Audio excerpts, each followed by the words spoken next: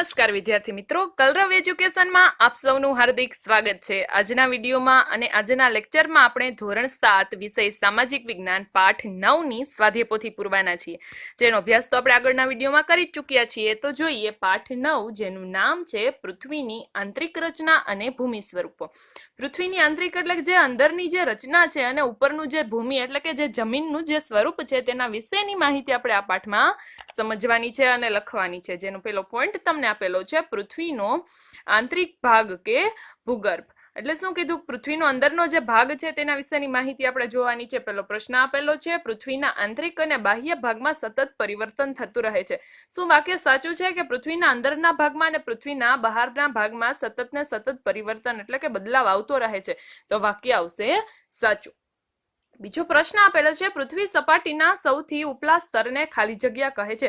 પૃથ્વી સપાટીનું જે ઉપલું સ્તર હોય છે, ઉપરનું જે સ્તર હોય છે, ઉપરનો જે ભાગ હોય છે તેને શું કહેવાય? તો કે પૃથ્વીના ઉપલા સ્તરને ભૂકવચ કહે છે। એટલે ભૂ એટલે જમીન, જમીનનું જે કવચ હોય તેને ભૂકવચ કહેવાય છે।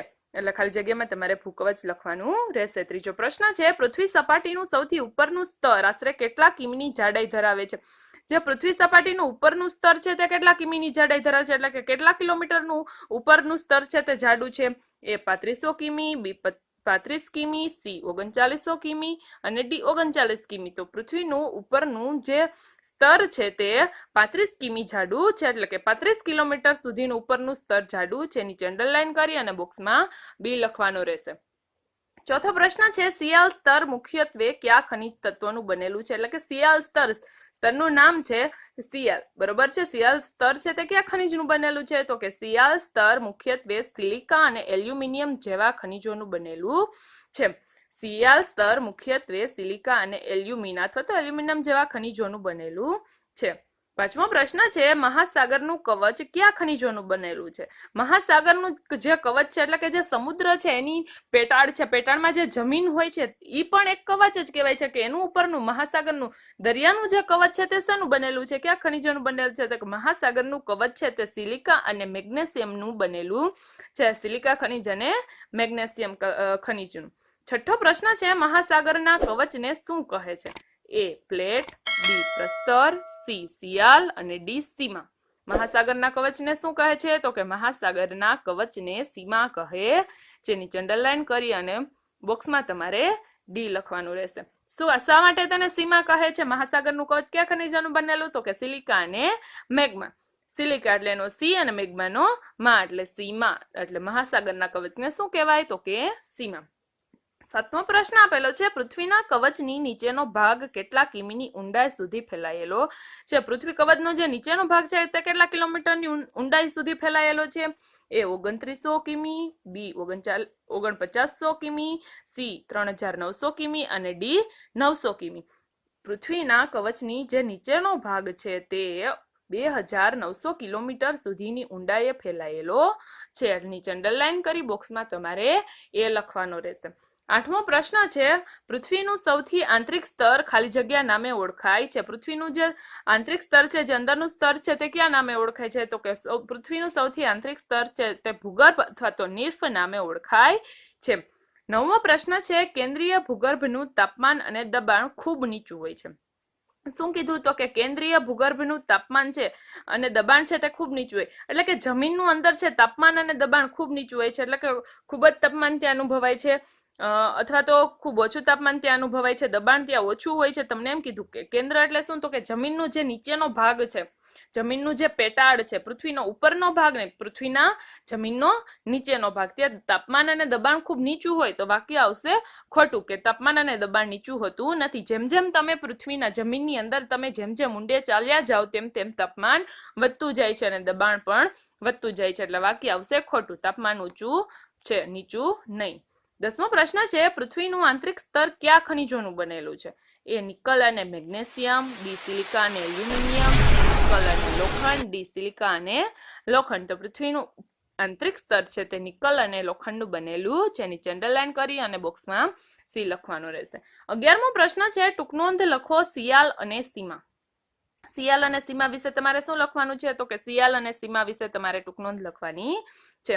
પૃથ્વી એક ઉપર એક સ્તરથી ગોઠવાયેલા અનેક સ્તરોની બનેલી છે, એટલે કે પૃથ્વીની ઉપર એક એવી પ્લેટો એટલે કે સ્તરો ગોઠવાયેલા છે.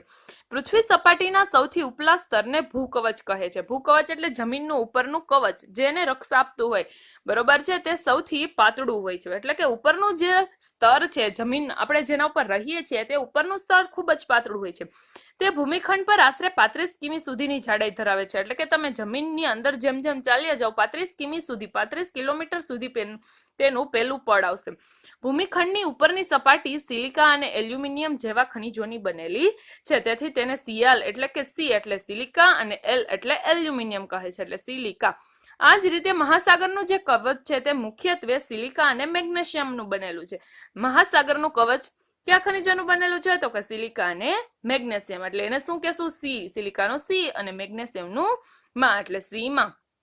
એ સિલિકા અને મેગ્નેશિયમ કહે સી, સિલિકા અને માં એટલે મેગ્નેશિયમ કહે છે. ત્યાર પછી તમને 12મો પ્રશ્ન આપેલો છે, પૃથ્વીની આંતરિક રચના આકૃતિ સહ સમજાવો. કે પૃથ્વી એક ઉપર એક સ્તરથી ગોઠવાયેલી અનેક સ્તરોની બનેલી છે. તમને આકૃતિ પણ અહીંયા આપેલી છે, તમારે આકૃતિ જોવાની. પૃથ્વીનો જે ગોળો છે તેમાં જે નીચેનું છે સૌથી ઊંડું સ્તર છે તે આંતરિક ભૂગર્ભ, તેના પછીનું જે સ્તર છે તે બાહ્ય ભૂગર્ભ, તેના પછી છે મેન્ટલ અને તેના પછી છે પોપડો. એટલે કે સૌથી પાતળું સ્તર છે તે ઉપરનું છે, ત્યાર પછી મેન્ટલ, ત્યાર પછી અંદરનું સ્તર છે જે આંતરિક ભૂગર્ભ છે તે પણ પાતળું છે, અને બાહ્ય ભૂગર્ભ છે તે એના કરતા થોડીક જાડાઈ ધરાવે છે. પૃથ્વી સપાટીના સૌથી ઉપલા સ્તરને ભૂકવચ કહે છે. તે સૌથી પાતળું હોય છે. તે પણ આપણે જોયું કે પૃથ્વીનું ઉપરનું જે સ્તર છે જેને પોપડો કહીએ તે સૌથી પાતળું છે, જેના ઉપર આપણે રહીએ છીએ, તે સૌથી પાતળું હોય છે. તે ભૂમિખંડ પર આશરે કેટલા કિમીની જાડાઈ ધરાવે? તો કે 35 કિમીની જાડાઈ ધરાવે છે. ભૂમિખંડની ઉપરની સપાટી સિલિકા અને એલ્યુમિનિયમ જેવા ખનિજોની બનેલી છે. સિલિકા અને એલ્યુમિનિયમના ખનિજોની આ ઉપરની સપાટી બનેલી છે, એટલે આપણે એને શું કહીએ છીએ? તો કે તેથી તેને સિયાલ એટલે કે સી એટલે સિલિકા અને એલ એટલે એલ્યુમિનિયમ કહે છે. આ જ રીતે મહાસાગરનું કવચ મુખ્યત્વે સિલિકા અને મેગ્નેશિયમનું બનેલું છે. સિલિકા અને મેગ્નેશિયમનું, મહાસાગર એટલે દરિયાનું કવચ છે તે સિલિકા અને મેગ્નેશિયમનું બનેલું, એટલે એને આપણે શું કીધું? તો કે સીમા એટલે સી એટલે સિલિકા અને માં એટલે મેગ્નેશિયમ કહે છે, તેથી તેને સીમા કહે છે. પૃથ્વીના ઉપરના સ્તરની બરાબર નીચે મેન્ટલ હોય છે. તે આશરે 2900 કિમીની ઊંડાઈ સુધી ફેલાયેલ છે. તમને પૃથ્વીનું જે ઉપરનું સ્તર છે તેના નીચે કયું સ્તર આવશે? તો કે સ્તરનું નામ છે મેન્ટલ, બરોબર છે. તે કેટલા કિલોમીટર સુધી ફેલાયેલું છે? તો કે 2900 કિમી સુધી ફેલાયેલું છે. પૃથ્વીનું સૌથી આંતરિક સ્તર ભૂગર્ભ છે, એટલે પૃથ્વીનું સૌથી એના નીચેનું સ્તર છે તે ભૂગર્ભ છે, જેની ત્રિજ્યા છે તે આશરે કેટલી છે? તો કે જેની ત્રિજ્યા છે તે આશરે 3500 કિમી જેટલી છે. તે 3500 કિમી જેટલી વિસ્તારમાં ફેલાયેલું છે. તે નિકલ અને લોખંડથી બનેલું છે. એટલે કે ભૂગર્ભ છે તે કયા કયા ધાતુથી બનેલું છે? તો કે નિકલ અને લોખંડ. તેથી તેને નિફે એટલે કે નિકલ અને ફેરસ નામથી ઓળખાય છે. કેન્દ્રીય ભૂગર્ભનું તાપમાન અને દબાણ ખૂબ ઊંચું હોય છે તથા પદાર્થની ઘનતા ખૂબ વધુ હોય છે. જો શું કીધું? તો કે તમે જેમ જેમ અંદર જાતા જાઓ તેમ તેમ ત્યાં તાપમાન છે તે વધતું જાય, અને બધા વાયુઓ છે તેનું દબાણ પણ છે વધતું જાય. એ વાયુઓ છે અને જે તાપમાન છે તે પૃથ્વીની બહાર આવવા માટે કોશિશ કરશે, એટલે ત્યાંનું તાપમાન છે તે ખૂબ વધારે હશે અને દબાણ પણ ખૂબ વધારે હશે. ત્યાર પછી તમને 13મો પ્રશ્ન આપેલો છે, ખડકોના પ્રકાર કયા આધારે પાડવામાં આવ્યા છે. હવે ખડકો છે, ખડકોના પ્રકાર આપણે કેવી રીતે પાડ્યા? તો કે ખડકોના પ્રકાર તેના ગુણ, કણના કદ અને તેની નિર્માણ પ્રક્રિયાને આધારે પાડવામાં આવ્યા છે. એટલે એ ખડક છે જે એ પર્વત હોય, જે ખડક હોય તેનું નિર્માણ થયું તેની પ્રક્રિયાને આધારે પણ પાડવામાં આવ્યા છે. 14મો પ્રશ્ન છે, નિર્માણ પ્રક્રિયાને આધારે ખડકોના પ્રકાર જણાવો. નિર્માણ પ્રક્રિયાને આધારે ખડકોના 3 પ્રકાર છે. પહેલું અગ્નિકૃત ખડકો, બીજું જળકૃત ખડકો અને ત્રીજું રૂપાંતરિત ખડકો. ખડકોના કેટલા પ્રકાર છે? તો કે 3 પ્રકાર છે, અગ્નિકૃત, જળકૃત અને રૂપાંતરિત. 15મો પ્રશ્ન છે, અગ્નિકૃત ખડક કોને કહેવાય? જો પેલું તમને અગ્નિકૃત ખડકો છે, ખડકોના 3 પ્રકાર, એમાં પેલું અગ્નિકૃત. તો અગ્નિકૃત ખડક તમે કોને કહેશો? તો કે પૃથ્વીની અંદર રહેલો મેગ્મા ઠંડો થઈ નક્કર થઈ જાય છે. આ પ્રકારે બનેલ ખડકને અગ્નિકૃત ખડક કહે છે.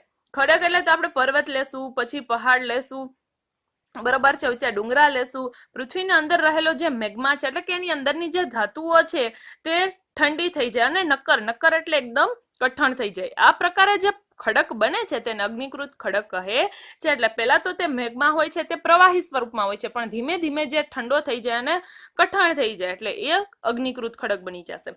16મું છે અગ્નિકૃત ખડકો બે પ્રકારના હોય છે. સાચું કે ખોટું? તો કે વાક્ય આવશે સાચું. હા, અગ્નિકૃત ખડકો છે તે પણ બે પ્રકારના હોય છે. 17મો પ્રશ્ન અગ્નિકૃત ખડકોના પ્રકાર જણાવો. કયા બે પ્રકારના અગ્નિકૃત ખડકો છે? એ આંતરિક ખડક અને બીજું બાહ્ય ખડક. અગ્નિકૃત ખડકોના બે પ્રકાર છે, પહેલું આંતરિક ખડક અને બીજું બાહ્ય ખડક. 18મો પ્રશ્ન લાવા એટલે શું?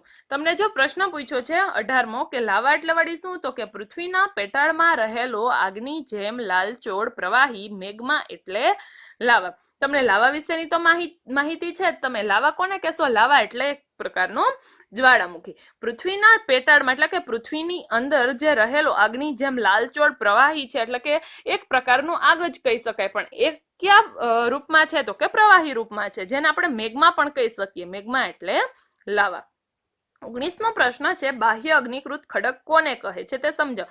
અગ્નિકૃત ખડકોના બે પ્રકાર છે, આંતરિક અને બાહ્યમાં. બાહ્ય અગ્નિકૃત કોને કહેવાય? તો કે પૃથ્વીની અંદર રહેલો લાવા પૃથ્વીના આંતરિક ભાગમાંથી નીકળી સપાટી પર પથરાય છે. જો શું કીધું? તો કે પૃથ્વીની અંદર જે લાવા રહેલો છે તે પૃથ્વીને બહાર નીકળી એટલે બહારના ભાગમાં નીકળી અને સપાટી ઉપર પથરાઈ જાય છે. એટલે કે જમીન ઉપર એ લાવા છે પૃથ્વીના પેટાળમાંથી નીકળી અને જમીન ઉપર પથરાઈ જાય છે. આ લાવા પૃથ્વી સપાટી પર ઝડપથી ઠંડો થઈને નક્કર બની જાય છે. એટલે શું કીધું? તો કે અંદર તો ગરમ હતો, પરંતુ બહાર આવી અને ઝડપથી તે કેવો બની જશે? તો કે ઠંડો અને નક્કર. જે ખડકોનું સ્વરૂપ ધારણ કરે છે, જે શું બની જાય છે? તો કે ખડક બની જાય છે, પથ્થર બની જાય છે અથવા તો પહાડ બની જાય છે. ભૂકવચ પર જોવા મળતા આવા ખડકોને બાહ્ય અગ્નિકૃત ખડક કહે છે. તેની ગોઠવણ ખૂબ નાની દાણાદાર હોય છે. દાખલા તરીકે બેસાલ્ટ. બેસાલ્ટ શું છે? તો કે ખડકનું નામ છે. જો તમને શું કીધું? તો કે જમીનની અંદર રહેલો લાવા જ્યારે પૃથ્વીની સપાટીની બહાર નીકળે ત્યારે પૃથ્વી સપાટી ઉપર તે પથરાઈ જાય છે અને ઝડપથી ઠંડો અને નક્કર બની જાય છે, જેના કારણે તે ખડકનું સ્વરૂપ ધારણ કરે છે. તેથી તેને આવા ખડકને બાહ્ય અગ્નિકૃત ખડક કહે છે. અને આ ખડક છે તે ખૂબ જ ગોઠવણ ખૂબ નાની અને દાણાદાર હોય છે, એટલે કે આ ખડકો ખૂબ નાના હોય છે. 20મો પ્રશ્ન છે આંતરિક અગ્નિકૃત ખડકો કોને કહેવાય? બાહ્ય અગ્નિકૃત ખડક તો સમજી લીધા. હવે આંતરિક અગ્નિકૃત ખડક કોને કહેવાય? તો કે પૃથ્વીની અંદર રહેલો પ્રવાહી મેઘમાં ક્યારેક ભૂકવચની અંદર ઊંડાઈ જ ઠરી જાય છે. આ રીતે બનેલ નક્કર ખડકોને આંતરિક અગ્નિકૃત ખડક કહે છે. બાહ્ય અગ્નિકૃત ખડક છે તે જમીનની અંદરની લાવા છે તે ક્યાં આવશે? તો કે પૃથ્વી સપાટી ઉપર આવશે. પરંતુ આંતરિક અગ્નિકૃત ખડકો છે તે કેમ થશે? તો કે પૃથ્વીનો અંદરનો જે પ્રવાહી મેઘમા છે તે ભૂકવચ ની અંદર ઊંડાઈ જ ઠરી જાય છે, એટલે કે જમીનની અંદર ને અંદર જ ઠરી જાય છે, તે જમીન સપાટીની બહાર નીકળી શકતો નથી. એટલે આ નક્કર ખડકો ત્યાં ને ત્યાં જ બની જાય છે, એટલે તેને આંતરિક અગ્નિકૃત ખડક કહે છે. ત્યાર પછી 21મો પ્રશ્ન છે નીચેનામાંથી કયું આંતરિક અગ્નિકૃત ખડકનું ઉદાહરણ છે? નીચેનામાંથી કયું આંતરિક અગ્નિકૃત ખડકનું ઉદાહરણ છે? એ કોટા સ્ટોન, બી આરસ પહાણ, સી ગ્રેનાઇટ અને ડી સ્પાર્ટેક. તો ગ્રેનાઇટ છે તે આંતરિક અગ્નિકૃત ખડકનું ઉદાહરણ છે. નીચે અંડરલાઈન કરી અને બોક્સમાં તમારે સી લખવાનું રહેશે.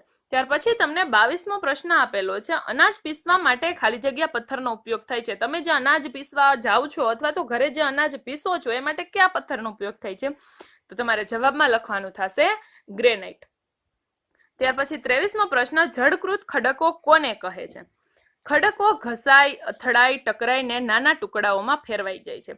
જો જળકૃત ખડકો કોને કહેવાય? તો કે ખડકો કાં તો ઘસાઈ જાય છે અથવા તો અથડાવાથી તૂટી જાય છે અથવા તો ટકરાઈને તૂટી જાય છે, નાના ટુકડાઓમાં ફેરવાઈ જાય છે. આ ટુકડા પવન, હવા, પાણી વગેરે દ્વારા એક સ્થળેથી બીજા સ્થળે પહોંચે છે. એટલે કે જ્યાં નાના નાના ટુકડાઓ છે કાં તો ઘસાઈ ગયા છે, અથડાઈ ગયા છે અથવા તો ટકરાઈ ગયા છે. જે પવનને કારણે ખૂબ પવન હોય તો એ ટુકડા ત્યાંથી એક જગ્યાએથી બીજી જગ્યાએ જાય, અથવા તો હવા અથવા તો પાણી દ્વારા એક સ્થળેથી બીજા સ્થળે પહોંચે છે અને તે નિક્ષેપ પામે છે. આ નિક્ષેપિત ખડક દબાઈ અને નક્કર બની ખડકના સ્તરે બનાવે છે. આ પ્રકારના ખડકને જળકૃત ખડક કહેવામાં આવે છે. દાખલા તરીકે રેતાળ, પથ્થર. જો શું કીધું? તો કે નાના નાના જે ખડકો હોય છે તે ખડકો છે નાના નાના ટુકડાઓમાં ફેરવાઈ જાય છે અને એક જગ્યાએથી બીજી જગ્યાએ પહોંચી જાય છે અને ત્યાં દબાઈ અને નક્કર સ્વરૂપ ધારણ કરે છે. ત્યાર પછી 24મો પ્રશ્ન છે જીવાશ્મી ક્યારે બને છે? તો કે પ્રસ્તર ખડકોમાં વનસ્પતિ, પ્રાણી અને અન્ય સૂક્ષ્મ જીવાણુઓ જેમ ત્યારે આ ખડકોના સ્તર વચ્ચે દબાઈ જાય છે ત્યારે તે જીવાશ્મી બને છે. જીવાશ્મી એટલે શું? તો કે ઘણી વખત એવું થાય, તમે જોયું જ હશે કે કોઈ પથ્થર છે, જેમ આપણે શંખ જ જોઈ લે, શંખ આપણે એક પ્રકારનું કઠણ અને નક્કર આપણે પથ્થર જેવું જ ગણી શકીએ, બરોબર છે. તેની અંદરથી એક નાનો એવો જીવડો અથવા તો જીવજંતુ નીકળે છે. તો એ કેવી રીતે જીવાશ્મી બન્યું હશે? તો કે પ્રસ્તર ખડકમાં વનસ્પતિ અથવા તો પ્રાણી અથવા તો અન્ય જે સૂક્ષ્મ જીવજંતુ છે, જીવાણુઓ છે, જે ક્યારેક ને ક્યારેક આ ખડકના સ્તર વચ્ચે શું થાય છે? તો કે દબાઈ જાય છે, જેના કારણે ત્યારે તે જીવાશ્મી બને છે.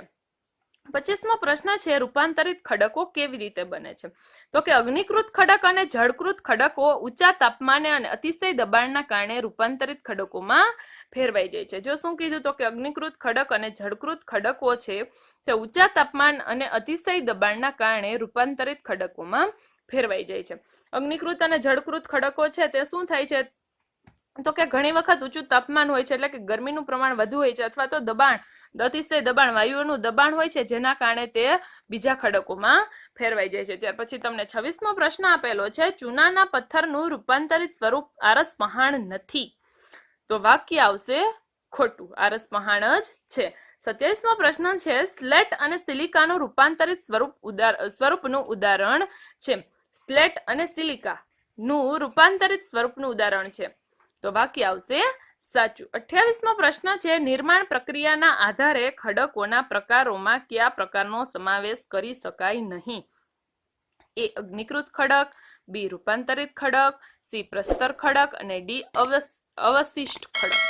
બરોબર છે. નિર્માણ પ્રક્રિયાના આધારે ખડકોના પ્રકારોમાં કયા પ્રકારનો સમાવેશ નથી કરી શકાતો, એટલે નિર્માણ કયા પ્રકારના ખડકનું નથી થતું? અગ્નિકૃતનું પણ થાય છે, રૂપાંતરિત ખડકનું પણ થાય છે અને પ્રસ્તર ખડકનું પણ થાય છે. તો અવશિષ્ટ ખડક આવશે ને, એટલે નીચે અંડરલાઈન કરી અને બોક્સમાં તમારે ડી લખવાનું રહેશે. ત્યાર પછી તમને 29મો પ્રશ્ન આપ્યો છે, ખડકો કઈ પદ્ધતિથી એકબીજામાં પરિવર્તિત થાય છે? એ ચક્રીય, બી નિક્ષેપણ, સી દ્વિચક્રીય અને ડી ઉપરયુક્ત ત્રણેય. ખડકો કઈ પદ્ધતિથી એકબીજામાં પરિવર્તિત થાય? તો કે ચક્રીય પદ્ધતિથી. નીચે અંડરલાઈન કરી અને બોક્સમાં એ લખવાનો રહેશે. 30મો પ્રશ્ન છે, ખડક ચક્ર એટલે શું? ખડક ચક્ર કોને કહેવાય? તો કે એક ખડકમાંથી બીજા ખડકમાં પરિવર્તન થવાની પ્રક્રિયાને ખડક ચક્ર કહે છે. ખડક ચક્ર એટલે શું? તો કે એક ખડકમાંથી બીજા ખડકમાં જે પરિવર્તન થાય તેની પ્રક્રિયાને ખડક ચક્ર કહે છે. નીચે તમને એના પછીનો 31મો પ્રશ્ન આપ્યો છે કે ખડક ચક્ર વિસ્તારથી સમજાવો. તો કે એક ખડકમાંથી બીજા ખડકમાં પરિવર્તન થવાની પ્રક્રિયાને ખડક ચક્ર કહે છે. પૃથ્વીના પેટાળમાં રહેલો પ્રવાહી મેગ્મા ઠંડો થઈને નક્કર અગ્નિકૃત ખડક બની જાય. તો આપણે પહેલા પણ સમજી ગયા કે પૃથ્વીની અંદરનો જે મેગ્મા છે, જે લાવા છે, તે ઠંડો અને નક્કર એટલે કે કઠણ થઈ અને અગ્નિકૃત ખડક બની જાય છે, એટલે કે પથ્થર બની જાય છે. આ અગ્નિકૃત ખડકો નાના નાના ટુકડા રૂપે એક સ્થળેથી બીજા સ્થળે સ્થળાંતરિત થઈ પ્રસ્તર ખડકનું નિર્માણ કરે છે. શું કીધું? તો કે અગ્નિકૃત ખડક છે તે લાવા હતો, તેમાંથી ઠંડો થઈ અને અગ્નિકૃત ખડક બની ગયો. હવે આ અગ્નિકૃત ખડક છે તે કાં તો પાણીના કારણે અથવા તો હવાના કારણે અથવા તો પવનના કારણે નાના નાના અથડામણના કારણે ટુકડા બની જાય છે અને એક સ્થળેથી બીજા સ્થળે સ્થળાંતરિત થઈ જાય છે અને તે પ્રસ્તર ખડકનું નિર્માણ કરે છે. આ અગ્નિકૃત અને પ્રસ્તર ખડક તાપમાન અને દબાણના કારણે રૂપાંતરિત ખડકમાં બદલાઈ જાય છે. એટલે કે જે મોટો અગ્નિકૃત ખડક હતો, હવે તે પ્રસ્તર બની ગયો છે અને તાપમાન અને દબાણના કારણે તે રૂપાંતરિત ખડકમાં બદલાઈ ગયો છે. અતિશય તાપમાન અને દબાણના કારણે આંતરિક ખડક પુનઃ પીગળીને પ્રવાહી મેઘમાં બની જાય છે. તો કે અતિશય ગરમીના કારણે, અતિશય તાપમાનના કારણે શું થાય છે? તો કે આ ખડક છે તે પુનઃ પીગળીને ઓગળીને ફરી વખત મેઘમાં એટલે કે લાવા બની જાય છે. આ પ્રવાહી મેઘમાં ફરી ઠંડો થઈને નક્કર અગ્નિકૃત ખડકમાં ફેરવાય છે. એટલે પાછું શું કીધું? તો કે પાછો મેઘમાં બની ગયો, હવે તે મેઘમાં છે તે ફરી ઠંડો થઈ અને અગ્નિકૃત ખડકમાં ફેરવાય છે. આમ ખડક ચક્ર ચાલ્યા જ કરે છે. 32મો પ્રશ્ન છે, સડક, મકાન, ઇમારતો બનાવવા ખાલી જગ્યા ખડકોનો ઉપયોગ થાય છે. સડક, મકાન અને ઇમારતો બનાવવા કઈ ખડક જોઈએ? તો કે નક્કર ખડક જોઈએ. એટલે ખાલી જગ્યામાં તમારે નક્કર લખવાનું. 33મો પ્રશ્ન છે, ખડકો વિવિધ ખનિજોમાંથી બને છે. શું ખડકો છે તે વિવિધ ખનિજમાંથી બનશે? તો વાક્ય આવશે સાચું. 34મો પ્રશ્ન છે, ખનિજ એટલે શું? તો કે નિશ્ચિત ભૌતિક ગુણધર્મ અને નિશ્ચિત રાસાયણિક મિશ્રણ ધરાવતા અને કુદરતી રૂપે જોવા મળતા પદાર્થ એટલે ખનિજ. ખનિજ એટલે શું? તો કે નિશ્ચિત ભૌતિક, અમુક એના ગુણધર્મો છે તે કે અમુક વસ્તુમાં જ તે ઉપયોગમાં આવે છે અને અમુક તેના ગુણો હોય છે. અને નિશ્ચિત રાસાયણિક એટલે કે અમુક તાપમાનમાં અને અમુક વાયુમાં જ તેનું મિશ્રણ થાય અને તે આકાર ધારણ કરે છે. અને કુદરતી રૂપે તે જોવા મળે છે, તે પ્રાકૃતિક કે કુદરતી રૂપે જોવા મળે છે, તે કૃત્રિમ રીતે બનતા નથી. અને એ પદાર્થને આપણે શું કહીએ છીએ તો કે એ પદાર્થને આપણે ખનિજ કહીએ છીએ. 35મો પ્રશ્ન છે, ખનિજો માનવજાતિ માટે બિનઉપયોગી કુદરતી સંસાધન છે. શું ખનિજો છે તે માનવ માટે બિનઉપયોગી છે, એટલે કે માણસોને શું ખનિજો કામમાં નથી આવતા?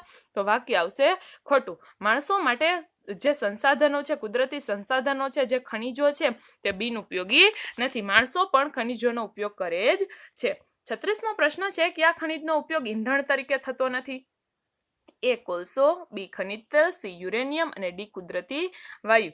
એટલે કયા ખનિજનો ઉપયોગ છે તે ઈંધણ તરીકે થતો નથી? તો કે એમાં આવશે યુરેનિયમ. યુરેનિયમનો ઉપયોગ છે તે આપણે ઈંધણ તરીકે કરતા નથી. નીચે અંડરલાઈન કરી અને બોક્સમાં સી લખવાનો રહેશે.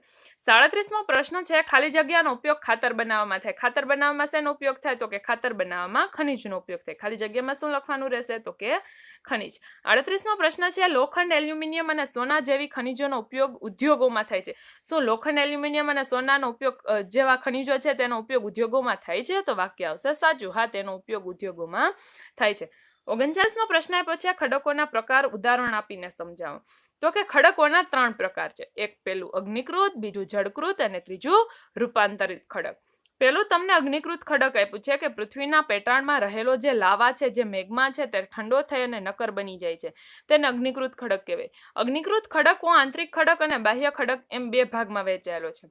તમને એ પણ ખ્યાલ છે કે અગ્નિકૃત જે ખડકો છે તેના કેટલા ભાગ છે? તો કે અગ્નિકૃત ખડકોના 2 ભાગ છે. ક્યાં ક્યાં? તો કે અગ્નિકૃત ખડકો એક તો આંતરિક ખડક છે અને બીજું તો બાહ્ય ખડક છે. એ પણ આપણે પહેલા ભણી ચૂક્યા છીએ કે અગ્નિકૃત ખડકોના 2 ભાગ છે, એક આંતરિક ખડક અને બીજું બાહ્ય ખડક.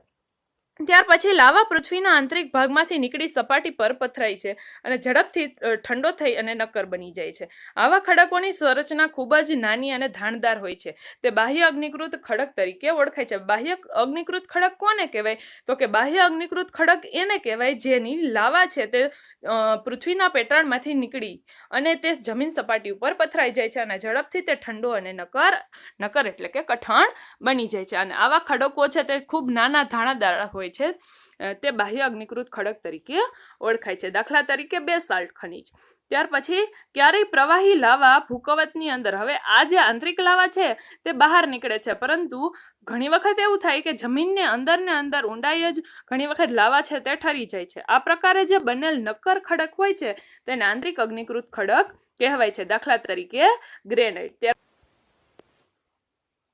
બીજો પોઈન્ટ આપેલો છે જળકૃત ખડકો. ખડકો ઘસાય, અથડાય કે ટકરાઈને નાના ટુકડામાં ફેરવાઈ જાય છે. ઘણી વખત એવું થાય કે જે ખડકો છે તે ઘસાઈ જાય અથવા તો અથડાય અથવા તો ટકરાઈને નાના નાના ટુકડા બની જાય છે. આ નિક્ષેપ પવન અથવા તો હવા, પાણી વગેરે દ્વારા એક સ્થળેથી બીજા સ્થળે પહોંચી જાય છે. હવે જે આ નાના ટુકડા છે તે હવા, પવન અથવા તો પાણી દ્વારા એક સ્થળેથી બીજા સ્થળે વહી જાય છે અને ત્યાં જમા થતા જાય છે. આ નિક્ષેપણ ખડક દબાઈ અને નક્કર બની ખડકોના સ્તરને બનાવે છે, જે જળકૃત અથવા તો પ્રસ્તર ખડકો તરીકે ઓળખાય છે. હવે જે જમા થાય છે તે ખડકો છે તે નીચે દબાતા જાય છે અને તે કઠણ અથવા તો નક્કર બની જાય છે અને જે જળકૃત અથવા તો પ્રસ્તર ખડક તરીકે ઓળખાય છે. દાખલા તરીકે રેતાળ પથ્થર. ક્યારેક તેમાં જીવાશ્મી પણ જોવા મળે છે. જીવાશ્મી એટલે શું? તો કે જીવાશ્મી એટલે તમને ખ્યાલ જ છે કે પથ્થરની અંદર જે નાના નાના જીવજંતુઓ હોય છે તેને આપણે જીવાશ્મી કહીએ છીએ. ત્રીજું આપેલું છે રૂપાંતરિત ખડકો. અગ્નિકૃત અને જળકૃત ખડકો ઊંચા તાપમાને અને અતિશય દબાણને કારણે રૂપાંતરિત ખડકોમાં ફેરવાઈ જાય છે. ઘણી વખત શું થાય છે તો કે અગ્નિકૃત અને જળકૃત જે ખડકો છે તે ઊંચા તાપમાને અને અતિશય દબાણને કારણે રૂપાંતરિત ખડકોમાં ફેરવાઈ જાય છે. ઊંચું તાપમાન એટલે કે ગરમીનું પ્રમાણ વધારે હોય અને હવા છે તેમાં અલગ અલગ પ્રકારના જે વાયુઓ છે તેનું દબાણનું પ્રમાણ પણ વધારે હોય છે. તેના કારણે તે રૂપાંતરિત ખડકમાં ફેરવાઈ જાય. દાખલા તરીકે ચીકણી માટી સ્લેટમાં ફેરવાઈ જાય છે અને ચૂનાના પથ્થરમાંથી આરસ પહાણ બને છે. તમને એક્ઝામ્પલ પણ આપ્યું છે કે ચીકણી જે માટી હોય છે તેમાંથી શું બની જાય તો કે સ્લેટ, આપણે જે પાટી કહીએ છીએ તે. અને ચૂનાનો જે પથ્થર છે તેનું રૂપાંતર થાય એટલે ચૂનાનો પથ્થર છે, ચૂનાના પથ્થરમાંથી શું બની જાય તો કે આરસ પહાણ. 40મો પ્રશ્ન છે યોગ્ય જોડકા જોડો. વિભાગ અ, વિભાગ બ અને જવાબ. પેલું આપેલું છે આંતરિક અગ્નિકૃત ખડક. આંતરિક અગ્નિકૃત ખડકમાં શું આવશે તો કે આંતરિક અગ્નિકૃત ખડકમાં ગ્રેનાઇટ આવશે એટલે જવાબમાં તમારે બી લખવાનું થશે. રૂપાંતરિત ખડકમાં કયો ખડક છે તે રૂપાંતરિત છે તો કે આરસપહાણ, એટલે તમારે બીજામાં સી લખવાનું થશે. ત્રીજું તમને આપ્યું છે પ્રસ્તર ખડક કોને કહેશો તો કે રેતાળ જે પથ્થર છે તે પ્રસ્તર ખડક કહેવાય, ત્રીજામાં એ લખવાનું થશે. અને બાહ્ય અગ્નિકૃત ખડક કોને કહેશો તો કે બાહ્ય અગ્નિકૃત ખડક એટલે બેસાલ્ટ, એટલે ચોથામાં તમારે ડી લખવાનું થશે. ફક્ત તમારે જોડકામાં ABCD જ લખવાનું થશે. નવો પોઈન્ટ તમને આપેલો છે ભૂમિ સ્વરૂપોનું નિર્માણ. 41મો પ્રશ્ન છે મૃદાવરણીય ભૂતકતી એટલે શું તો કે મૃદાવરણ અનેક ભૂતકતીમાં વિભાજિત છે જેને મૃદાવરણીય ભૂતકતી અથવા તો પ્લેટ કહે છે. મૃદાવરણીય ભૂતકતી એટલે શું તો કે જમીનની નીચે, ભૂ એટલે જમીનની નીચે જે ભૂમિની નીચે જે અલગ અલગ પૃથ્વીની પ્લેટો આવેલી છે તેને આપણે ભૂતકતી કહીએ છીએ. 42મો પ્રશ્ન છે ભૂતકતી અલગ અલગ દિશામાં ફરતી રહે છે તો વાક્ય આવશે સાચું. હા, જે પ્લેટ હોય છે જમીનની અંદરની જે અલગ અલગ પડ આવેલા છે જે ભૂતકતી છે તે પ્લેટને ભૂતકતી પણ કહેવાય, તે અલગ અલગ દિશામાં ફરતી રહે છે એટલે કે એની અંદર હલનચલન થતી રહે છે. 43મો પ્રશ્ન છે પૃથ્વીની અંગળ પીગળેલ મેઘમા વર્તુળ રૂપે ફરતો રહે છે. મેઘમા એટલે તમને ખબર છે, મેઘમા એટલે ગરમ જે જ્વાળામુખી છે તેની વાત છે, તે વર્તુળ રૂપે ફરતો રહે છે તો વાક્ય આવશે સાચું. હા, પૃથ્વીની અંદર મેઘમા છે તે ફરતો રહે છે. 44મો પ્રશ્ન છે પૃથ્વી સપાટી પર પરિવર્તન સાથી થાય છે. એ ખડકો બનવાને કારણે, બી પેટાળમાં રહેલા ખનિજોને કારણે, સી પ્લેટની ગતિને કારણે અને ડી ખડક ચક્રને કારણે. તો પૃથ્વીની સપાટી ઉપર એટલે કે આપણે જે જમીન ઉપર રહીએ છીએ એમાં પરિવર્તન શા માટે થાય તો કે પ્લેટની ગતિને કારણે. પ્લેટ એટલે નીચેની જે જમીનના જે સ્તરો છે, જે ભૂમિના જે સ્તરો છે અલગ અલગ પ્રકારના, એ સ્તરો છે એ પ્લેટો છે તે ખસે છે જેને કારણે પૃથ્વીની ઉપરનું જે સપાટી છે એની અંદર પરિવર્તન થાય છે.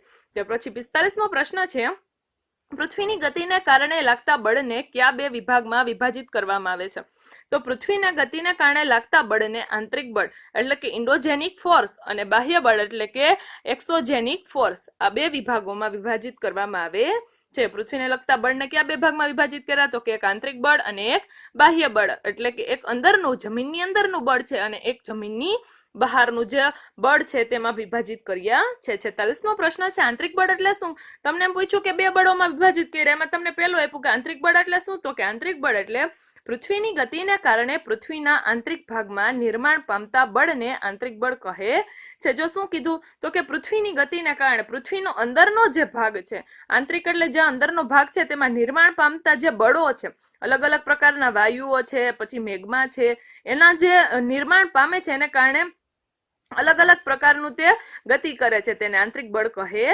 છે. 47મો પ્રશ્ન છે જે બળ પૃથ્વીની સપાટી પર ઉત્પન્ન થાય છે તેને શું કહેવાય. જે બળ પૃથ્વીની સપાટી ઉપર એટલે કે આપણે જે જમીન ઉપર રહીએ છીએ જે બળો જમીન ઉપર ઉત્પન્ન થાય છે તેને શું કહેવાય. અંદર હતું એને આંતરિક કીધું તો બહાર છે તેને શું કહેવાય તો કે બહાર છે તે બળને બાહ્ય બળ કહે છે. એટલે ખાલી જગ્યામાં તમારે શું લખવાનું થશે, ખાલી જગ્યામાં તમારે બાહ્ય બળ લખવાનું થશે. 48મો પ્રશ્ન છે આંતરિક બળ હંમેશા આકસ્મિક ગતિ જ પેદા કરે છે, એટલે કે અંદરનું જે બળ છે હંમેશા આકસ્મિક ગતિ પેદા કરે જેનાથી કંઈક ને કંઈક નુકસાન થાય તો વાક્ય આવશે ખોટું. ના, હંમેશા તે આકસ્મિક ગતિ પેદા કરતું નથી. 49મો પ્રશ્ન છે જ્વાળામુખી એટલે શું તો કે જ્વાળામુખી એ ભૂકવચ પર ખુલ્લું એક એવું છિદ્ર હોય છે કે જેમાંથી પૃથ્વીના આંતરિક બળની આકસ્મિક ગતિને કારણે પીગળેલા પદાર્થ અચાનક બહાર નીકળવા લાગે છે.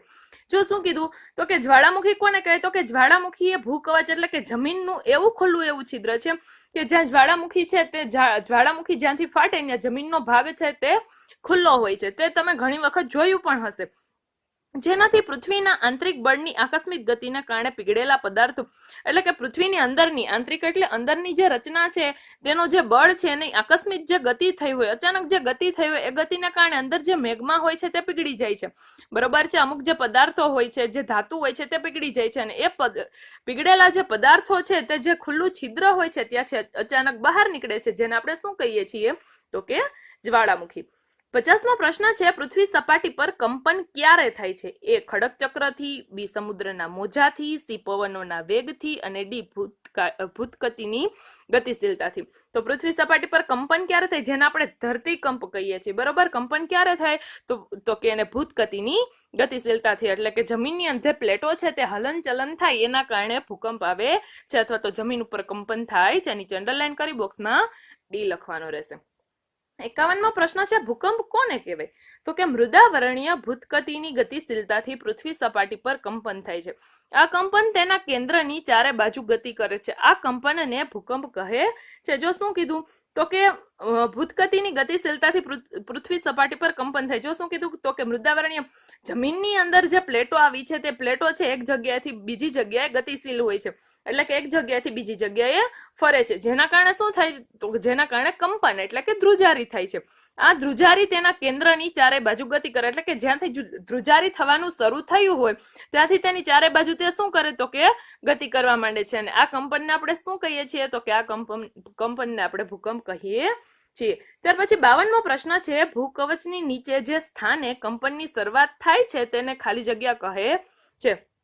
ભૂકવચની નીચે જે સ્થાને કંપનની શરૂઆત થાય તેને શું કહેવાય તો કે તેને ઉદ્ગમ કેન્દ્ર કહે છે. જ્યાંથી ભૂકંપની શરૂઆત થઈ હોય, જ્યાંથી તેનું નિર્માણ થયું હોય તેને શું કહેવાય તો કે એને ઉદ્ગમ કેન્દ્ર, એટલે કે ત્યાંથી એનો ઉદ્ભવ થયો, ભૂકંપનો ઉદ્ભવ થયો તેવું કહી શકાય. એટલે ખાલી જગ્યામાં તમારે ઉદ્ગમ કેન્દ્ર લખવાનું રહેશે.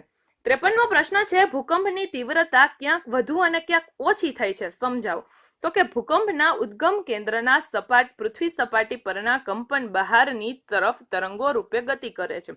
આ ઉદ્ગમ કેન્દ્રના સૌથી નજીકના ભાગમાં ભૂકંપની તીવ્રતા વધુ હોય છે, ત્યાં સૌથી વધુ નુકસાન થાય છે, અને ઉદ્ગમ કેન્દ્રથી અંતર વધવાથી સાથે ભૂકંપની તીવ્રતા ઓછી થતી જાય છે.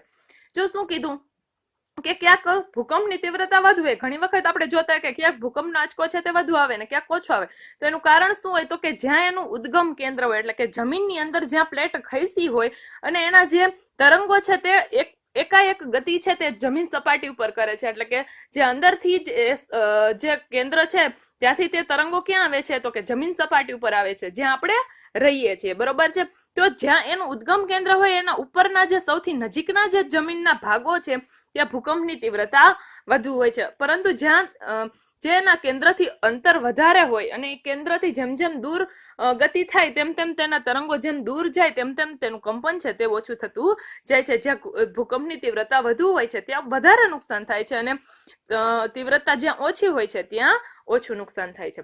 54મો પ્રશ્ન છે, સ્થાનિક લોકો કઈ સામાન્ય પદ્ધતિથી ભૂકંપની સંભાવનાનું અનુમાન કરે છે તો કે પ્રાણીઓના વર્તનનો અભ્યાસ કરીને, તળાવની માછલીઓની તીવ્ર હેરફેર જોઈને, સરીસૃપોનું પૃથ્વી સપાટી પર આવવું વગેરે જોઈને સ્થાનિક લોકો ભૂકંપની સંભાવનાનું અનુમાન કરે છે. સ્થાનિક લોકો એટલે કે જ્યાં એ લોકો રહે છે તે કેવી રીતે અનુમાન લગાવે છે કે અત્યારે ભૂકંપ આવવાનો છે, તો એનું અનુમાન કેવી રીતે હોય તો કે પ્રાણીઓનું વર્તન છે. અચાનક પ્રાણીઓ છે તે ગભરાવા લાગે છે એનું વર્તન જોઈને, અથવા તો જે તળાવની માછલીઓ હોય છે તે અચાનક ઝડપથી એક જગ્યાએથી બીજી જગ્યાએ હેરફેર કરવા લાગે છે, અથવા તો સરીસૃપો છે એટલે કે સાપ ને એવા જે જીવજંતુઓ છે તે પોતાની જગ્યાએથી અથવા તો પોતાના દરમાંથી બહાર આવવા લાગે છે, પૃથ્વી સપાટી ઉપર આવવા લાગે છે. આ બધું જોઈને સ્થાનિક લોકો ભૂકંપની સંભાવનાનું અનુમાન કરે છે. ત્યાર પછી 9મો પોઈન્ટ આપેલો છે, મુખ્ય ભૂમિ સ્વરૂપો. 55મો પ્રશ્ન છે, ઘસારણ એટલે શું. જો હવે તમને 9મો પોઈન્ટ અને એનો પ્રશ્ન આપેલો છે કે ઘસારણ કોને કહેવાય તો કે ભૂસપાટી પર જળ, પવન અને હિમ જેવા જુદા જુદા ઘટકો દ્વારા થતા ક્ષયને ઘસારણ કહેવામાં આવે છે. જમીન ઉપર જે જળ, પવન અને હિમવર્ષા એટલે કે બરફનો જે વરસાદ થાય છે એવા જે જુદા જુદા ઘટકો છે તેના દ્વારા જે ક્ષયનું ઘસારણ થાય છે તેને ઘસારણ કહેવાય છે. 56મો પ્રશ્ન છે, કઈ પ્રક્રિયા પૃથ્વીની સપાટી પર વિભિન્ન ભૂમિ સ્વરૂપોનું નિર્માણ કરે છે. કઈ પ્રક્રિયા છે જે પૃથ્વીની સપાટી પર વિભિન્ન ભૂમિ સ્વરૂપોનું નિર્માણ કરે? એ ઘસારણ અને નિક્ષેપણ, બી ઠંડી અને ગરમી, સી અતિવૃષ્ટિ અને અનાવૃષ્ટિ, ડી ઉદ્યોગીકરણ અને શહેરીકરણ. તો એમાં શું આવશે તો કે ઘસારણ અને નિક્ષેપણ. નીચે અંડરલાઈન કરી અને બોક્સમાં તમારે એ લખવાનો રહેશે. ત્યાર પછી 57મો પ્રશ્ન છે, જુદા જુદા ભૂમિ સ્વરૂપોનું નિર્માણ કેવી રીતે થાય. જો શું કીધું તો કે તમને ખબર જ છે કે આપણે દરેક જગ્યાએ જાય તો દરેક જગ્યાએ જમીન એક સરખી હોતી નથી, ભૂમિ એક સરખી હોતી નથી, તો એનું નિર્માણ કેવી રીતે થાય, જુદી જુદી ભૂમિનું નિર્માણ કેવી રીતે થાય તો કે ઘસારણ અને ધોવાણ જેવી પ્રક્રિયાથી ભૂમિ સપાટીનો બદલાવ આવતો રહે છે. ઘણી વખત જોતા હોય છે કે ધોવાણ થાય, ઘણી વખત પૂર આવે અથવા તો બીજી કોઈ એવી પ્રક્રિયા થાય, ભૂકંપ થાય જેના કારણે ઘસારણ થાય, જમીન છે તે ઘસાઈ જાય અથવા તો પાણીના વેગને કારણે જમીન છે તે ધોવાઈ જાય. તો આના કારણે પણ જમીન સપાટી બદલાવ આવે છે. ભૂસપાટી, જળ, પવન અને હિમ જેવા ઘટકો દ્વારા થતા ક્ષયથી ઘસારણ પામે છે. પવન અને જળ વગેરે ઘસારણયુક્ત પદાર્થોને એક સ્થળેથી બીજા સ્થળે લઈ જાય છે અને અન્ય સ્થળે નિક્ષેપણ કરે છે. આમ ઘસારણ અને નિક્ષેપણની આ પ્રક્રિયાથી ભૂમિ સ્વરૂપોનું નિર્માણ થાય છે. જો તમને ખબર જ છે કે એક જગ્યાએ રણ હોય રણની જે રેતી છે તે પવન છે એ એક જગ્યાએ રેતી એક જગ્યાએથી બીજી જગ્યાએ લઈ જાય છે, તો ત્યાં નિક્ષેપણની પ્રક્રિયા શરૂ થાય છે, તો એ ભૂમિ સ્વરૂપો છે તે બદલાવા લાગે છે. ત્યાં માટી હોય અને રણ છે, પવન રણની જે રેતી છે તે એક જગ્યાએથી બીજી જગ્યાએ લઈ જાય, એટલે જ્યાં માટી હોય ત્યાં રણ પ્રદેશ થઈ જાય છે. નવો પોઈન્ટ આપેલો છે નદીનું કાર્ય. નદીનું કાર્ય શું છે? 58મો પ્રશ્ન છે, નદીના પાણીથી જમીનનું ઘસારણ શક્ય છે? તો હા, નદીના પાણીથી જમીનનું ઘસારણ શક્ય છે. વાક્ય આવશે સાચું. આપણે ઘણી વખત જોતા હોય છે કે નદીનું જો એકદમ જોરદાર પાણી આવે તો એની જગ્યાએ જે જગ્યાએ રેતી હોય છે તે પાણી સાથે ઘસાઈ જાય છે અને ત્યાં ખાડો થઈ જાય છે, તો એ પણ એક પ્રકારનું જમીનનું ઘસારણ જ છે. 59મો પ્રશ્ન છે, જળ પ્રયાત કોને કહે છે? તો કે જ્યારે નદીનું પાણી નક્કર ખડક અથવા ઊભા સીધા ઢોળાવવાળી ખીણ કે નીચાણવાળી ભૂમિમાં પડે તો તેને જળ પ્રયાત કહે છે. જળ પ્રયાત કોને કહેવાય? તો કે જ્યારે નદીનું પાણી છે તે નક્કર ખડક અથવા તમે જોતા જ હોય કે ઊંચા ડુંગરો હોય, ઊંચા પર્વતો હોય, ત્યાંથી પાણી છે તે એ પથ્થર નક્કર એટલે જે પર્વત હોય તે કઠણ જ હોય છે, તો એ પાણી છે તે ઊંચા ઢોળા ઉપરથી એટલે કે એ પહાડ ઉપરથી એકદમ સીધા ઢોળા થી નીચે પડે છે, એટલે કે નીચે ભૂમિ ઉપર પડે છે, તો તેને જળ પ્રયાત કહે છે. પર્વત ઉપરથી જે પાણી જમીન ઉપર પડે તેને કહેવાય જળ પ્રયાત. 60મો પ્રશ્ન છે, નદીના મોટા વળાંકોને ખાલી જગ્યા કહે છે. નદીના જે મોટા વળાંક હોય તેને શું કહેવાય? તો કે સર્પાકાર વહન માર્ગ. ખાલી જગ્યામાં શું લખવાનું રહેશે? સર્પાકાર વહન માર્ગ. 61મો પ્રશ્ન છે, નદીના સર્પાકાર વળાંકો ક્યારેક ઘોડાની નાળનો આકાર કે વર્તુળાકાર પણ ધારણ કરે છે? તો વાક્ય આવશે સાચું. હા, આવું બની શકે છે. 62મો પ્રશ્ન છે, નળાકાર સરોવરની રચના સમજાવો. ક્યાં સરોવરની રચના તમને કીધી? તો કે નળાકાર સરોવરની રચના. નદી મેદાની પ્રદેશમાં સર્પાકાર વહન માર્ગ ધારણ કરે છે. એટલે જો શું કીધું? તો કે નદી જ્યારે મેદાનમાં પ્રવેશે, જે કોરું મેદાન હોય અને ચોમાસાની સિઝન હોય ત્યારે નદી છે મેદાન પ્રદેશમાં પ્રવેશે ત્યારે તે સર્પાકાર વહન માર્ગ ધારણ કરે. તેના વહન માર્ગના કિનારા પર સતત ઘસારણ અને નિક્ષેપણ થતું રહે છે, એટલે કે જે એના કિનારા હોય તે કિનારામાં જે મોજા આવે નદીના, બરોબર છે, તેના કારણે શું થાય? તો કે રેતી છે, માટી છે, તે સતત ઘસાવા લાગે.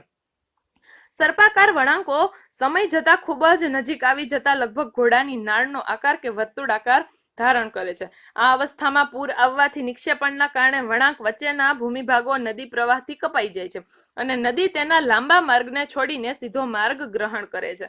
નદીએ છોડેલા નાળ આકારના ભાગમાં પાણી ભરાયેલું રહી જાય છે, જેથી નળાકાર સરોવર રચાય છે.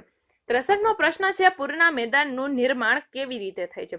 તો કે ક્યારેક નદી પોતાના કિનારાથી બહાર વહેવા લાગે છે. ઘણી વખત આપણે કહેતા હોય કે પૂર છે જે બે કિનારા છોડી અને એનાથી પણ વધારે વહેવા લાગ્યું છે, એટલે ઘણી વખત એવું બનતું હોય છે કે નદી પોતાના બે કિનારા છોડી અને એની બહાર એટલે કે વધારે પાણી આવતું હોય નદીમાં, જેથી નજીકના વિસ્તારોમાં કાંપ અને અન્ય પદાર્થનું નિક્ષેપણ થાય છે. તેમાંથી ફળદ્રુપ પૂરના મેદાનનું નિર્માણ થાય છે. આપણે જોતા જ હોય છે કે વધારે નદીનો પ્રવાહ હોય તો એના કારણે શું થાય? તો કે નદી છે બે કાંઠે વહેવા લાગે અને એના કારણે એની સાથે માટી છે, રેતી છે, તે અન્ય પદાર્થો છે બીજા તે આવવા લાગે છે અને નિક્ષેપણ થાય છે. તેનાથી ફળદ્રુપ મેદાનની રચના થાય છે. 64મો પ્રશ્ન છે, કુદરતી તટબંધ એટલે શું? તો કે નદીના બંને કિનારે મોટા પ્રમાણમાં કાપ માટીના નિક્ષેપણથી લાંબા અને ઓછી ઊંચાઈના અનેક ઢગની રચના થાય છે, તેને કુદરતી તટબંધ કહે છે. જો શું કીધું? તો કે નદીના બંને કિનારે મોટા પ્રમાણમાં કાપ અથવા તો માટીના નિક્ષેપણથી લાંબા અને ઓછી ઊંચાઈના અનેક ઢગની રચના થાય. નદીના જે બંને કિનારા હોય, નદી પોતાની સાથે પોતાના વેગની સાથે જ્યારે એનો વેગ વધારે હોય, પ્રવાહ વધારે હોય ત્યારે પોતાની સાથે માટી અથવા તો કાપ લઈ આવે છે, બરોબર છે. એના કારણે શું થાય? તો કે નદીની બંને કાંઠે અને બંને કિનારે લાંબા અને અથવા તો ઓછી ઊંચાઈ વાળા ઢગલા રચાઈ જાય છે માટીના, બરોબર છે. તેને કુદરતી તટબંધ કહે છે. 65મો પ્રશ્ન છે, શાખા પ્રશાખા કોને કહેવાય? હવે જો તમને 65મો પ્રશ્ન શું આપ્યો? તો કે શાખા પ્રશાખા કોને કહેશો? તો કે નદીનો પ્રવાહ સમુદ્ર સુધી પહોંચતા ધીમો થઈ જાય છે તથા તે અનેક પ્રવાહોમાં વિભાજિત થઈ જાય છે, તેને શાખા પ્રશાખા કહે છે. એક નદી છે તે સમુદ્ર તરફ જ, બધી નદીઓ છે તમને ખ્યાલ જ હોય છે કે મોટા ભાગની નદીઓ છે તે સમુદ્ર તરફ જ વહે છે. જ્યાં સુધી તે સમુદ્ર તરફ પહોંચે ત્યાં સુધીમાં તો તેનો પ્રવાહ છે તે ધીમો પડી જાય છે, બરોબર છે, અથવા તો તે અનેક પ્રવાહોમાં વિભાજિત થઈ જાય, એટલે કે એક નદીના 2 ભાગ પડે, 3 ભાગ પડે અથવા તો 4 ભાગ પડે, તો આ વિભાજિત થાય છે તેને શાખા પ્રશાખા કહે છે. 66મો પ્રશ્ન છે, મુખ ત્રિકોણનું નિર્માણ ક્યારે થાય? સમુદ્ર સુધી પહોંચતા નદીનો પ્રવાહ ખૂબ ધીમો પડી જાય છે, એટલે નદી જ્યાંથી નીકળી હોય ત્યાં સુધી સમુદ્ર સુધી પહોંચે ત્યાં સુધી તેનો પ્રવાહ છે તે ધીમો થઈ જાય છે, તથા નદી અનેક પ્રવાહોમાં વિભાજિત થઈ જાય છે. આ સ્થળે નદી એટલી ધીમે વહે છે કે પોતાની સાથે લાવેલ કાંપ, રેતી, માટી અને અન્ય પદાર્થોનું નિક્ષેપણ કરવા લાગે છે. આ સ્થળે જ નદીના દરેક શાખા પ્રશાખા પોતાનું મુખનું નિર્માણ કરે છે. આ બધા નિક્ષેપણના જથ્થાથી મુખ ત્રિકોણ પ્રદેશની નિર્માણ થાય. જો તમને શું કીધું, મુખ ત્રિકોણ પ્રદેશ એટલે કે 3 ખૂણા વાળો એક પ્રદેશ બની જાય. એનું કારણ શું, તો કે નદી છે તે એનો પ્રવાહ ધીમો કરી દે. પ્રવાહ ધીમો કરી દે એટલે એને શું થાય, તો કે કાંપ છે, રેતી છે, માટી છે, જે પોતાની સાથે લાવી હોય તે કાંપ, રેતી અને માટી છે ત્યાં ને ત્યાં જામવા લાગે અને પાણી છે તે ધીમે ધીમે દરિયા તરફ જવા લાગે. અને એને કારણે શું થાય, તો કે જે શાખા અને પ્રશાખા છે એટલે કે બીજી જે નદીઓ છે, નાના નાના એના જે ખાડા છે, બરોબર છે, ત્યાં શું થાય, તો કે માટી, રેતી અને કાંપ ભરાઈ જાય છે. એના કારણે શું થાય, તો કે મુખ ત્રિકોણ પ્રદેશ જેવું નિર્માણ થાય છે. 67મો પ્રશ્ન છે, મુખ ત્રિકોણને ખાલી જગ્યા પણ કહેવાય. મુખ ત્રિકોણને બીજું શું કહેવાય, તો ખાલી જગ્યામાં તમારે લખવાનું થશે મુખ ત્રિકોણને બીજું ડેલ્ટા પણ કહે છે. ત્યાર પછી 9 પોઈન્ટ છે, સમુદ્ર મોજાનું કાર્ય. સમુદ્રના જે મોજા હોય છે, દરિયાના જે મોજા હોય છે, એનું કામ શું હોય છે. 68મો પ્રશ્ન છે, સમુદ્ર મોજાના ખાલી જગ્યા અને ખાલી જગ્યાના લીધે કિનારાના ભૂમિ સ્વરૂપોની રચના થાય છે. તો સમુદ્રના મોજાના ઘસારણ અને નિક્ષેપણના લીધે કિનારાના ભૂમિ સ્વરૂપોની રચના થાય છે. 69મો પ્રશ્ન છે, સમુદ્રમાં આવતા મોજાથી સમુદ્રી ગુફાનું નિર્માણ થાય છે. તો વાક્ય આવશે સાચું, તો કે હા, સમુદ્રમાં આવતા જે મોજા છે એના કારણે સમુદ્રી ગુફાનું નિર્માણ થાય છે. 70મો પ્રશ્ન છે તમને, સમુદ્રી ગુફાની રચના કેવી રીતે થાય છે. તો કે સમુદ્રના મોજા ખડકો સાથે અથડાય છે. તમને ખબર જ છે કે જમીનમાં જે સમુદ્ર છે તેની સામે ઘણી વખત ઊંચા પર્વતો હોય છે, નક્કર કઠણ પર્વત હોય છે, અથવા તો દરિયો છે તેમાં પણ નીચે પથ્થરો હોય છે. વારંવાર આ મોજા છે તે આ પથ્થરો સાથે અથડાય છે. તેમાં તિરાડો પડે છે. સમયાંતરે આ તિરાડો છે મોટી અને પહોળી બનતી જાય છે. જો શું થાય છે, તો કે સમુદ્રના જે મોજા છે તે વારંવાર આ કઠણ ખડકો સાથે અથડાયા કરે છે, જેને કારણે શું થાય છે, તો કે જેને કારણે ત્યાં તિરાડો બને છે. અને તિરાડો છે વારંવાર મોજા અથડાવાથી આ સમયાંતરે આ તિરાડો છે તે મોટી થતી જાય છે અને પહોળી બનતી જાય છે. ત્યારે સમુદ્રી ગુફાની રચના થાય છે. એટલે કે સમુદ્રની સામે તમે ઘણી વખત જોતા હોય કે મોટી મોટી ગુફાઓ હોય. એનું આ જ કારણ છે કે આ તિરાડો છે તે મોટી બનતી ગઈ હોય અથડામણને કારણે, બરોબર છે, અને તે તિરાડો મોટી અને પહોળી બનતી જાય અને એ ગુફા બની જાય છે. 71મો પ્રશ્ન છે, સમુદ્રી ગુફાના મોટા થતા જવાની માત્ર છત જ રહે છે, તેને ખાલી જગ્યા કહે છે. એને શું કહેવાય, તો તેને કહેવાશે તટીય કમાન અથવા તો મહેરાબ.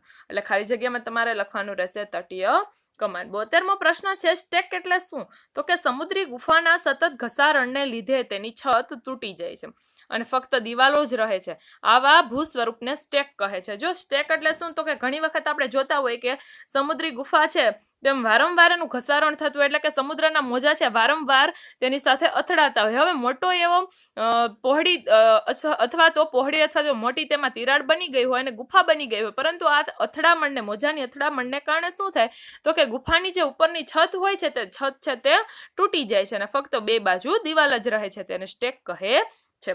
73મો પ્રશ્ન છે, સમુદ્રી મોજાના ઘસારણથી દિવાલ જેવા રચાતા ભૂ સ્વરૂપને ખાલી જગ્યા નામે ઓળખવામાં આવે છે. તો એને શું કહેવાય, તો કે ફક્ત દિવાલ જ રચાય તેને શું કહેવાય, તો કે ફક્ત દિવાલ રહે તેને સ્ટેક કહે છે. એટલે ખાલી જગ્યામાં તમારે સ્ટેક લખવાનું રહેશે. ત્યાર પછી તમને 74મો પ્રશ્ન આપેલો છે, સમુદ્ર જળની ઉપર લગભગ ઉર્ધ્વ થયેલ ઊંચા ખડકાળ કિનારાને ખાલી જગ્યા કહે છે. સમુદ્ર જળની ઉપર લગભગ ઉધ્વ થયેલ એટલે કે ગોળ આપણે અર્ધ આકારનું જોઈએ છીએ, બરોબર છે, તે ઊંચા ખડકાળ કિનારાને શું કહેવાય, તો કે સમુદ્ર કમાન કહે છે. ત્યાર પછી તમને 75મો પ્રશ્ન આપેલો છે, સમુદ્રી મોજાઓ કિનારા પર નિક્ષેપણ જમા કરી સમુદ્ર પુલિનનું નિર્માણ કરે છે. તો વાક્ય આવશે સાચું, કે સમુદ્રના જે મોજાઓ છે તે કિનારા પર નિક્ષેપણ જમા કરે છે, એટલે માટી છે, કાપ છે, રેતી છે તે જમા કરે છે અને સમુદ્ર પુલિનનું નિર્માણ કરે છે. એટલે વાક્ય આવશે સાચું. તમને 9 પોઈન્ટ આપેલો છે, હિમ નદીનું કાર્ય. એટલે કે બરફ છે તેનું પાણી છે તે ઓગળે છે, બરફ છે તે ઓગળે છે અને પાણી સ્વરૂપ ધારણ કરે છે. એનું હિમ નદીનું શું કાર્ય છે. તો 76મો પ્રશ્ન છે, નદી તથા હિમ નદીનું ભૂમિ સ્વરૂપ સમજાવો.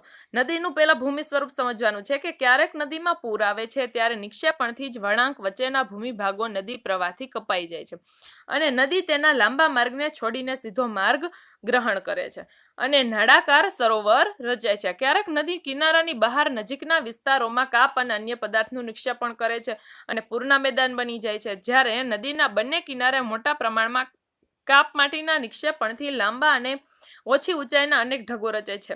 જો તમને શું કીધું તો કે ઘણી વખત નદીમાં પૂર આવે એને કારણે શું થાય તો કે એના વચ્ચેના જે ભૂમિ ભાગો છે એ નદી પ્રવાહને કારણે શું થાય તો કે જમીનના ભાગો આવેલા છે તે જમીનના ભાગો ઉપર પાણી ફરી વળે એટલે આ ભૂમિ ભાગો છે તે કપાઈ જાય છે અને આ નદીઓ છે તે કિનારાની બહાર નજીકના જે વિસ્તારો છે તે કાપ અથવા તો અન્ય માટી છે, રેતી છે, તે પોતાની સાથે નદીના વેગની સાથે લેતા જાય છે. તેના કારણે શું થાય તો કે ત્યાં ફળદ્રુપ મેદાનની રચના થાય છે અથવા તો ઘણી વખત એવું બને કે તેની બંને બાજુ એટલે કે નદીના બંને કિનારાની બાજુમાં કાપ અને માટીના નાના નાના ઢગલા રચાઈ જાય છે. લાંબી અને ઓછી ઊંચાઈવાળા અનેક ઢગો રચાય છે ત્યારે તેને કુદરતી તટબંધ પણ કહે છે. એટલે કે એ કુદરતી રીતે જે તટબંધ છે તે બંધાઈ ગયો છે. જ્યારે નદીની ગતિ ધીમી થઈ જાય એટલે કે જ્યારે એનો પ્રવાહ ધીમો થઈ જાય અને તે પોતાની સાથે લાવેલ કાંપ, રેતી, માટી અને અન્ય પદાર્થોનું નિક્ષેપણ કરે છે. એટલે કે જ્યારે એનો પ્રવાહ ધીમો થઈ જાય તે પોતાની સાથે જે કાપ, માટી અને રેતી લાવી હોય તે પોતાની સાથે હવે વેગ ધીમો થઈ ગયો એટલે પોતાની સાથે કાપ અને રેતી, માટી લઈ જઈ શકશે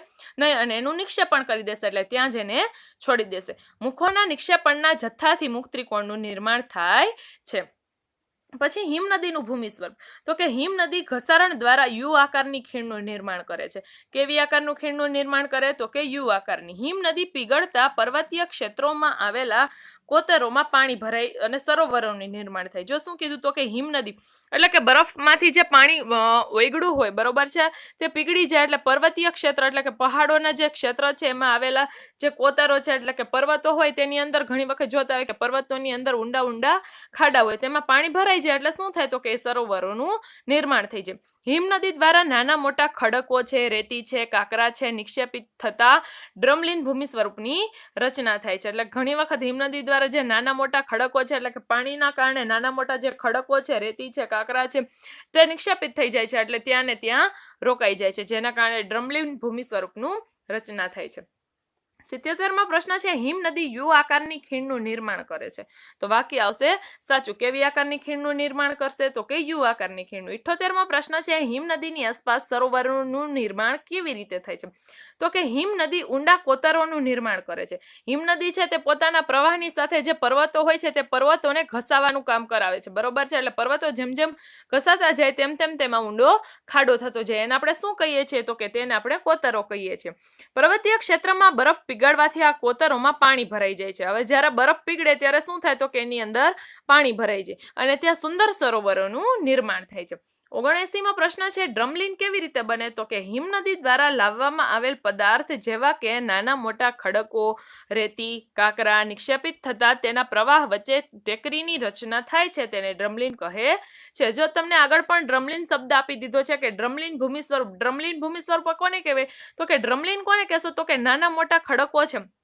જો હિમનદીનો પ્રવાહ વધારે હોય તો એના કારણે નાના મોટા છે પથ્થરોમાં પર્વતો છે તેમાંથી નાના મોટા પથ્થરો છે તે રેતી અથવા તો કાંકરા છે તે પાણી સાથે ચાલ્યા જાય છે અને એક જગ્યાએ પ્રવાહ જ્યાં ધીમો પડે ત્યાં એક જગ્યાએ તે રોકાઈ જાય છે અને તે વચ્ચે ટેકરી જેવી રચના કરે છે એટલે કે ઊંચાના ઊંચા ટેકરી જેવી રચના થાય છે તેને ડ્રમલીન કહે છે. 9 પોઈન્ટ આપેલો છે પવનનું કાર્ય. 80મો પ્રશ્ન આપેલો છે રણમાં ઘસારણ અને નિક્ષેપણનું મુખ્ય પરિબળ ખાલી જગ્યા ગણવામાં આવે છે. રણમાં ઘસારણ અને નિક્ષેપણનું મુખ્ય પરિબળ શું છે તો કે પવનની વાત તો આપણે પહેલા પણ થઈ ગઈ કે રણમાં મુખ્ય કારણ શું હોય છે તો કે પવન. પવન એક જગ્યાએથી બીજી જગ્યાએ રણની જે રેતી છે તે લઈ જાય છે. ત્યાર પછી તમને નવો પ્રશ્ન આપેલો છે 81મો રણમાં ખડકો જોવા મળતા નથી. તો વાક્ય આવશે ખોટું. એવું બનતું નથી. રણમાં પણ ખડકો જોવા મળે છે. 82મો પ્રશ્ન છે ભૂછત્ર આકારના ખડક ખાલી જગ્યા પ્રદેશમાં જોવા મળે છે. ભૂછત્ર આકારના ખડક ક્યાં જોવા મળશે તો ખાલી જગ્યામાં લખવાનું થશે તમારે રણ. 83મો પ્રશ્ન છે પવન ખડકોમાં નીચલા ભાગની સરખામણીએ ઉપરના ભાગને સરળતાથી ઘસે છે. તો વાક્ય આવશે ખોટું. ના, એવું નથી કે પવન ખડકોના નીચલા ભાગને ઘસતા નથી અને ઉપલા ભાગને જ ઘસે છે બરોબર. જે ઉપરના ભાગને ઘસે છે તેવી જ રીતે પવનો છે તે નીચલા ભાગને પણ ઘસે છે. 84મો પ્રશ્ન છે પવનની ગતિ ઘટતા માટીના કણ જમીન પર પથરાય ટેકરી બને છે તેને ખાલી જગ્યા કહે છે. જો પવનની ગતિ ઘટે જેના કારણે શું થાય તો કે ઉપર જે પથ્થરો છે તેના નાના નાના માટીના કણ છે તે જમીન ઉપર પથરાઈ જાય છે અને ટેકરી બને છે, તેને આપણે ઢૂવા પણ કહી શકીએ. એટલે ખાલી જગ્યામાં તમારે ઢૂવા લખવાનું થશે. 85મો પ્રશ્ન છે લોયસ એટલે શું? જો તમને નવો શબ્દ આપ્યો છે કે લોયસ એટલે શું તો કે રેતીના કણો નાના અને હલકા હોય છે. એનો તો તમને ખ્યાલ છે કે રેતીના કણો છે તે નાના પણ હોય છે અને હલકા પણ હોય છે, એટલે કે હળવા હોય છે. પવનો તેને ઉડાવીને ખૂબ દૂર લઈ જાય છે, એટલે કે આ નાના નાના કણોને પવન છે ઉડાવીને બીજી જગ્યાએ લઈ જાય છે. જ્યાં આ માટીના કણ વિશાળ વિસ્તારમાં નિક્ષેપિત થઈ જાય છે તેને લેવોસ કહે છે. લેવોસ કોને કહેવાય તો કે રેતી અને માટીના જે નાના નાના હલકા કણો હોય છે પવન પોતાના વેગ સાથે ઉડાવીને એક જગ્યાએથી બીજી જગ્યાએ લઈ જાય અને જે વિશાળ વિસ્તારમાં એટલે કે જે જમીન પડી હોય એ વિસ્તારમાં તે નિક્ષેપિત એટલે કે નીચે પથરાઈ જાય તેને લેવોસ કહે છે. 86મો પ્રશ્ન છે પવનનું કાર્ય સદ્દ્રષ્ટાંત સમજાવો. કોનું કાર્ય કીધું છે તો કે પવનનું કાર્ય તમને સમજાવવાનું કીધું છે. તો કે રણ પ્રદેશમાં ઘસારણ અને નિક્ષેપણનું મુખ્ય પરિબળ પવન છે. જો રણ પ્રદેશમાં ઘસારણનું મુખ્ય કાર્ય શું છે તો કે પવન છે. નિક્ષેપણ એટલે રણ છે, રણની જે રેતી છે એક જગ્યાએથી બીજી જગ્યાએ પથરાઈ જાય છે એનું મુખ્ય કારણ પવન છે. પવન ખડકોના ઉપરના ભાગની સરખામણીએ નીચલા ભાગને સરળતાથી ઘસે છે, એટલે કે જેવી રીતે તે ઉપલા ભાગને ઘસે છે તેવી જ રીતે તે નીચલા ભાગને પણ ઘસે છે. પવન પોતાની ગતિથી રેતીને એક સ્થળેથી બીજા સ્થળે પહોંચાડે છે. જ્યારે પવનની ગતિ અટકે છે ત્યારે તે રેતી જમીન પર પથરાઈને નાની ટેકરી બની જાય છે. જો શું કીધું, જ્યારે પવનની ગતિ હોય ત્યારે તે એક સ્થળેથી બીજી સ્થળે અથવા તો જગ્યાએ રેતીને લઈ જાય છે, પરંતુ જ્યારે પવનની ગતિ છે તે ઘટી જાય ત્યારે આ નાની નાની ટેકરીઓ બની જાય છે, એટલે રેતી છે તે એક જગ્યાએ પથરાઈ જાય છે, જેને આપણે ઢૂવા પણ કહી શકીએ. રેતીના કણો નાના અને હલકા હોય છે. એનો પણ આપણને ખ્યાલ છે કે રેતીના જે કણો હોય છે તે નાના પણ હોય છે અને હલકા એટલે કે હળવા પણ હોય છે. તો પવન તેને ખૂબ દૂર લઈ જઈ શકે છે. જ્યારે આ માટીના કણો છે તે વિશાળ વિસ્તારમાં નિક્ષેપિત થઈ જાય છે તો તેને લેવોસ કહે છે. તમને ખ્યાલ જ છે કે જે પવન છે તે રણ પ્રદેશની જે રેતી છે તેને એક જગ્યાએથી બીજી જગ્યાએ લઈ જઈ શકે. કારણ શું એનું તો કે આ કણો છે રેતી છે તે ખૂબ જ હલકી અને નાની હોય છે અને તે વિશાળ વિસ્તારમાં બીજે પથરાઈ જાય છે, જેને લેવોસ પણ આપણે કહી શકીએ. દાખલા તરીકે ચીનમાં આવેલ મોટા લેવોસ ક્યાં આવેલા છે તો કે ચીનમાં આવેલા છે. ત્યાર પછી તમને 87મો આપેલો છે પ્રશ્ન યોગ્ય જોડકા જોડો. વિભાગ અ, વિભાગ બ અને જવાબમાં ફક્ત તમારે ABCD જ લખવાની રહેશે. પેલું આપેલું છે પૃથ્વી સપાટીનું સૌથી ઉપલું સ્તર. એને આપણે શું કહીએ, જે ઉપરનું સ્તર હોય તો એમાં આવશે સિયાલ. પૃથ્વી સપાટીનું ઉપરના સ્તરને આપણે સિયાલ કહીએ છીએ, એટલે પેલામાં તમારે સી લખવાનો રહેશે. બીજું છે નદીનું કાર્ય. નદીનું કાર્ય શું છે તો કે નદીનું કાર્ય છે પૂરના મેદાન, એટલે બીજામાં તમારે લખવાનું થશે ડી. જ્યારે નદીમાં પૂર આવે ત્યારે તે બંને બાજુ પોતાના માટી છે, રેતી છે, એના કારણે બંને બાજુ મેદાનોની રચના કરે છે. ત્રીજું છે પવનનું કાર્ય. પવનનું કાર્ય શું છે તો કે પવનનું કાર્ય છે લેવોસ. લેવોસ એટલે તમને ખ્યાલ જ છે કે પવન છે પોતાની સાથે રેતી છે, જે રણ પ્રદેશની રેતી છે તે એક જગ્યાએથી બીજી જગ્યાએ લઈ જાય છે અને તે લેવોસની રચના કરે છે, એટલે ત્રીજામાં તમારે બી લખવાનું રહેશે. ચોથું છે હિમનદીનું ઘસારાત્મક સ્વરૂપ. હિમનદીનું ઘસારાત્મક સ્વરૂપ શું છે તો કે ગોળાશ્મી, એટલે તમારે ચોથામાં શું લખવાનું થશે એ. પહેલામાં સી, બીજામાં ડી, ત્રીજામાં બી અને ચોથામાં એ. તમને આ વિડીયોમાં ખૂબ મજા આવી હશે. વિડીયો સાંભળવા બદલ તમારો ખૂબ ખૂબ આભાર. હવે પછીનો પાર્ટ છે તે આપણે આગળના વિડીયોમાં જોશું.